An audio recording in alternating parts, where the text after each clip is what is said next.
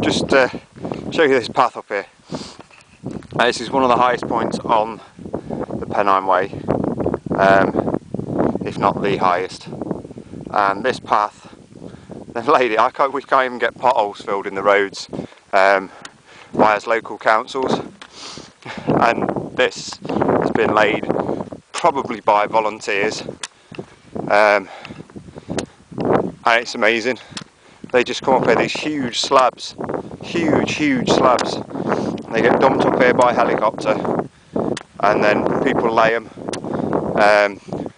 You can see on this side, this bit in wet weather would be absolutely treacherous. It's starting to clear a bit, I think. I've got this coming in front of me, but I think it's just going to be like it was on Fountains Fell, just damp, which is great. That means I don't need to consume as much water. Just to give you an idea, on Monday, Tuesday, Wednesday last week when it was really hot, I was having to consume about 7 litres of water each day, which meant I also had to filter 7 litres of water each day, and it takes doing it by siphoning out of a bladder into the filter, then into a water bottle. It takes 20 minutes to do about 1.5 litres. So that's you're talking an hour and 20, an hour and 40 minutes a day just filtering water. And at the time while you're doing it, you're not moving, you're just sat. It's a good time to have something to eat, good time to have a fag, but you just can't do anything for them 20 minutes while you're filtering your water bottles up. When I was coming up over Fountains Fell and Pennine on Saturday, I was in sort of heavy cloud all day. The air was really laden with water. My clothing was quite damp, but it was still warm enough just to wear the sort of thin over sweater and a t-shirt and shorts on. But I only drank about 1.5 litres all day while I was walking, and I probably had another litre before I went to bed, just to counteract the effects of that beer.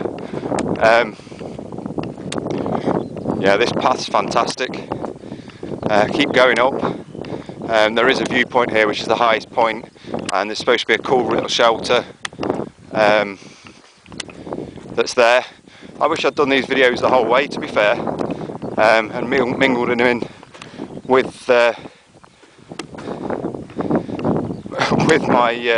my photos, but to be honest, the first couple of days I was absolutely shattered. I was carrying a lot more weight than I'm carrying now. It's funny how you bring along what you think you need. When it gets down to brass tacks, you just want to carry what you really need, what you want for each day. There's no point. I did a whole meal plan. I'd got food with me. I'd got 10 days worth of food with me. I'd got sleeping mat. I'd got a Reflectix sleeping pad, which obviously stops you getting cold from the ground.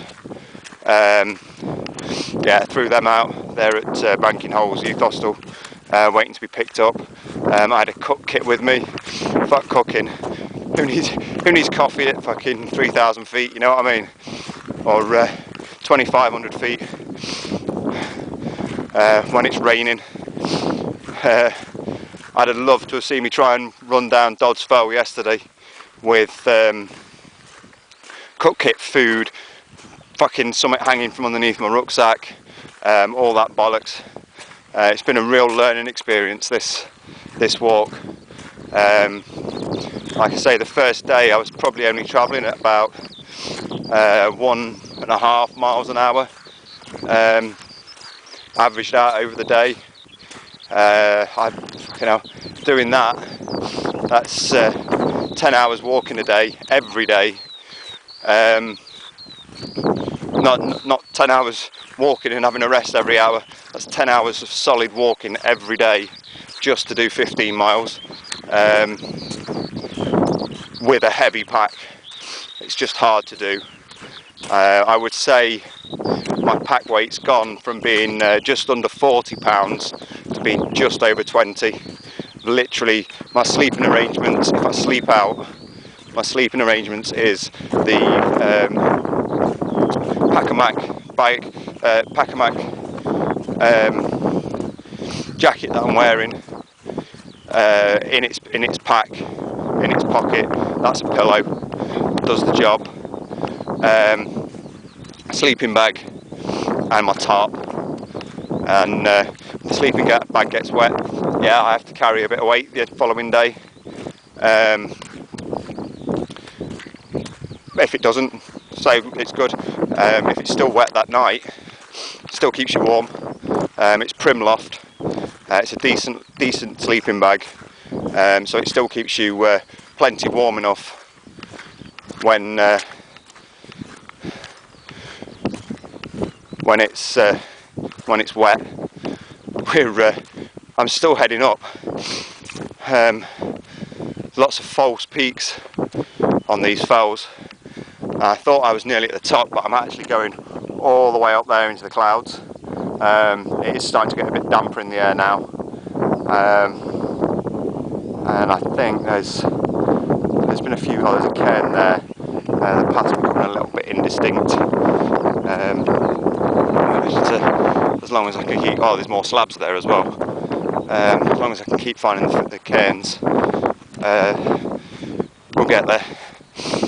Anyway, it's enough of this one. See you later, boys. Bye.